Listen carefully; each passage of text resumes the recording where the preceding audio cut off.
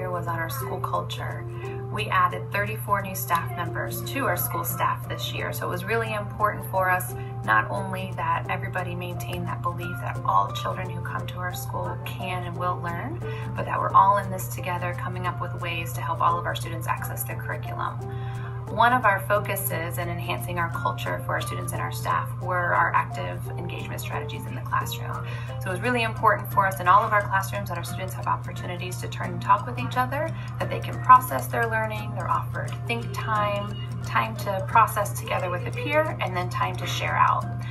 We also utilize various student groupings all throughout the school day, so our students have opportunities to practice things in multiple arenas. They have opportunities to practice things independently. They get to work with peers, whether it's through games or creating something together, and they also have time to work with the teacher. Every student in each classroom works with the teacher at some point throughout the day, making sure that they receive specific feedback. As they're working independently, they have a variety of ways to practice the skills that they're learning in class, and also to review skills that they practiced previously as well.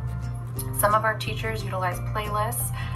Those who didn't start the year utilizing playlists are coming on board with those and giving their students an opportunity to do so now. Many of our students have other opportunities for choice, even if it's after an assigned task, making choice as to which way they want to practice independently.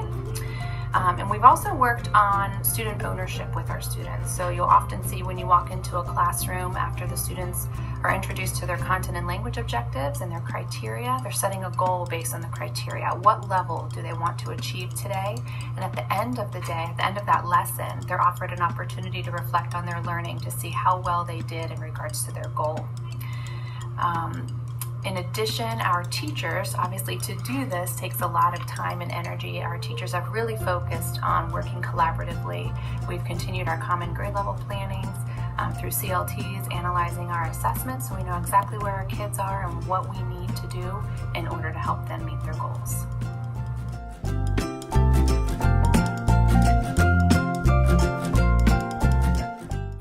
So as Jen pointed out, our focus this year was on culture, and I have really seen a big shift in that area. Our students seem much more comfortable now with having to share out and collaborate with one another. They self-assess and they self-manage much more readily. I don't think there's as much of a stigma attached to being pulled for one-on-one or small group time with the teacher, or with students being given different learning tasks than other students. They have voice and choice in their learning, and that empowers them, and the level of student engagement has increased across all environments. As one administrator said during our learning walks, our students and teachers are probably very tired at the end of the day in a good way.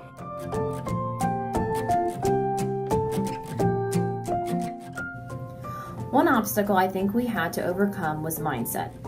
Before PL, there were so many resources available to us, but we didn't know how to utilize them efficiently. The county was offering a lot of new technologies and strategies, but it was hard and overwhelming to find time to collaborate and process how to best use them. Some things we put into place to help overcome this obstacle was a leadership team to help provide PD and motivate and guide us. They helped us realize that we were already doing a lot of these things in our core instruction, and it was more about rethinking how we did it. We used purposeful planning and trying new things together as a team. In our grade level CLTs, we reflect on our growth throughout the year using things like Move Your Bus by Ron Clark to guide us, and the Harvey Ball scales to record our progress on our core 4 focus areas.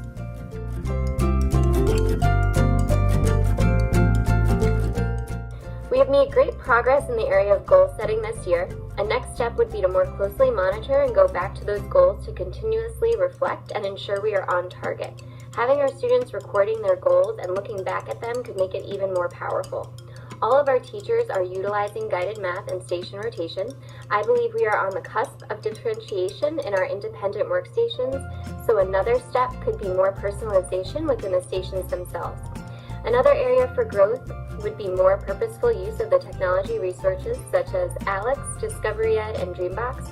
We would like to try to move more teachers beyond just getting the kids to complete the lessons and into running reports more regularly and conferencing with students about their progress. We also plan to have our IFT provide continued coaching about how to use the resources to inform our instruction more. Overall, we are feeling very positive about our progress in our second year of PL, especially considering that this was year one for most of our teachers. We hope to keep reflecting and refining to meet our students' needs.